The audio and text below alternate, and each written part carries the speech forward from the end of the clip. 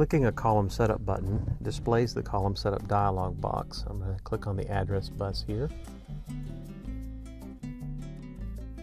The available data types are listed in this first list box, and they are trace data, trace versus reference, reference versus trace. And then there's several different timestamp views which you can select, which include sample time, the trigger time, and the start time, as well as the same thing for the reference data.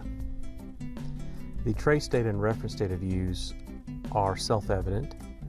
The trace data displays the data that you download each time you hit the Go button, and the reference data displays the reference data area, which was either loaded from a project or it was transferred from the trace data, so you can make comparisons.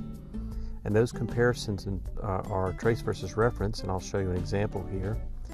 If I apply the changes, this is showing the trace data, and everywhere it differs from the reference data, it's highlighted.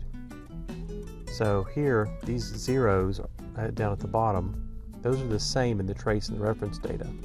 But all of these values from the first line all the way down to all these highlighted characters are all different from the reference data.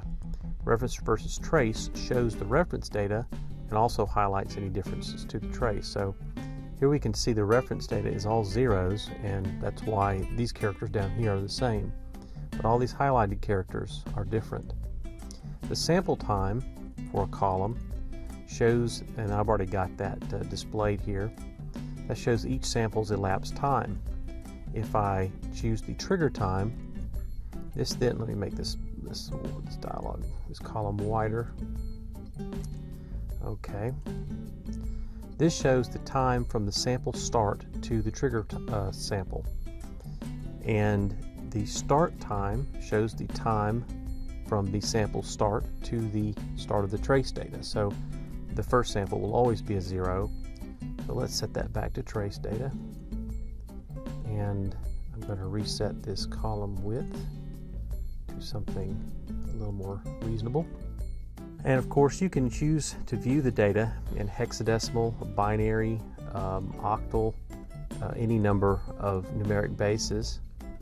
If a symbol table is loaded into the selected channel group, the symbol and symbol plus offset numeric bases are also available.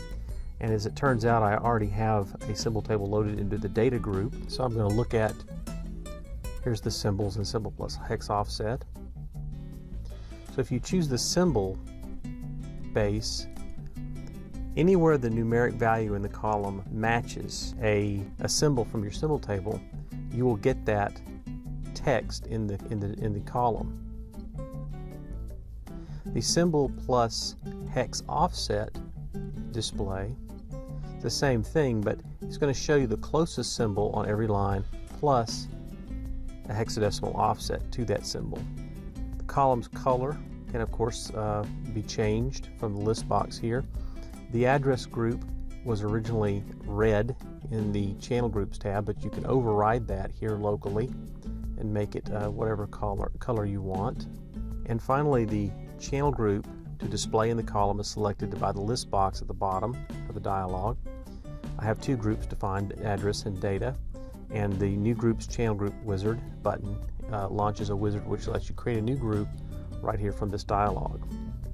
The apply changes button, which I've been using, allows you to make change to a column and then apply the changes and then click on a new column setup button. So I can click on the data button, then change its color to say yellow, and then apply the changes.